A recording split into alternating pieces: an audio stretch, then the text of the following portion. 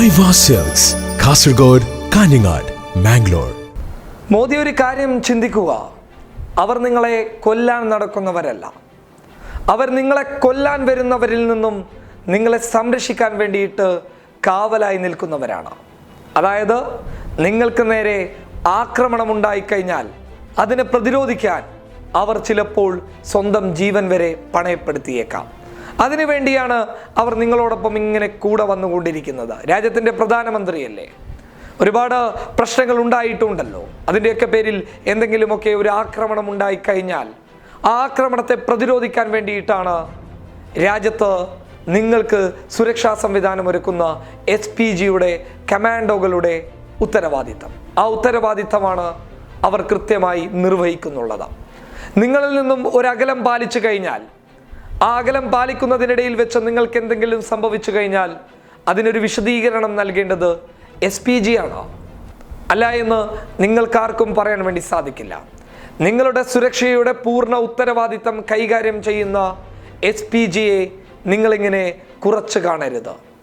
അവർ നിങ്ങൾക്ക് വേണ്ടി സംരക്ഷണം ഒരുക്കുന്നവരാണ്. രാജ്യത്തിൻ്റെ സംരക്ഷണത്തിനായി സ്വന്തം ജീവൻ പണയപ്പെടുത്തിയിട്ട് നിങ്ങൾക്ക് വേണ്ടിയിട്ട് നിങ്ങളുടെ കൂടെ നിൽക്കുന്നവരാണ്. അവരെ നിങ്ങൾ എന്താണ് ചെയ്യുന്നത്? ഒന്ന് ആലോചിച്ചിട്ടുണ്ടോ? പലയിടങ്ങളിലും പരസ്യമായി അപമാനിക്കുന്നു.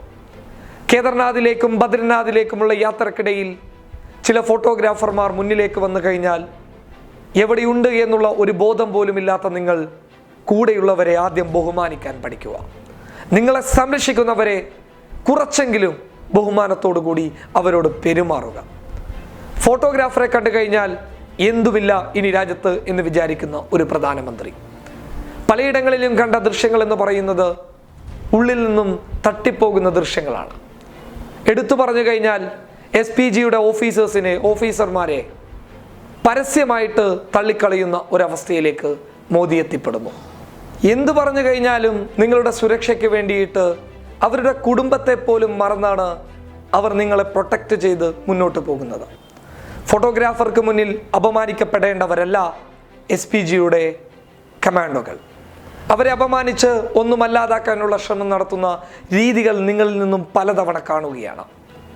എല്ലാം വിജയിച്ചു കഴിഞ്ഞപ്പോൾ, വൻഭൂരിപക്ഷം നേടിയപ്പോൾ, നിങ്ങൾ ആദ്യം പൊതുജനത്തെ അഭിസംബോധന ചെയ്യുന്ന ആ സമയത്ത് പോലും നിങ്ങൾക്ക് വേണ്ടിയിട്ട് കുട പിടിച്ചിരുന്ന ഒരു SPGയുടെ കമാൻഡോയെ അതീവ മോശമായി അദ്ദേഹത്തോട് പെരുമാറുകയും എൻ്റെ അരികിൽ നിന്ന് മാറി നിൽക്കൂ എന്ന് ആക്രോശിച്ചുകൊണ്ട് നിങ്ങൾ പൊട്ടിത്തെറിക്കുന്നു. എന്തിനാണ് ഈ നാടകം? ആർക്ക് വേണ്ടിയാണ് ഈ നാടകം?